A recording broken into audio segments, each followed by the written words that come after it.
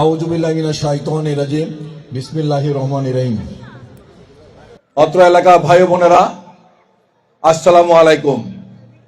আপনারা জানেন গত 30শে ডিসেম্বর আমাদের প্রিয় নেত্রী দেশনেত্রী বেগম খালেদা জিয়া ইন্তেকাল করেছেন।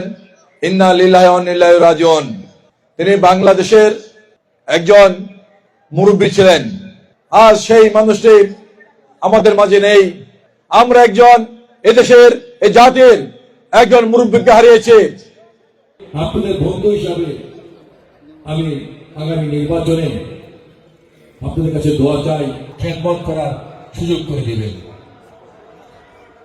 আমি বিশেষ করে এখানে মাদারীপুরের জন্মের পর থেকে আমরা চেষ্টা করেছি, আমরা কেউ কিন্তু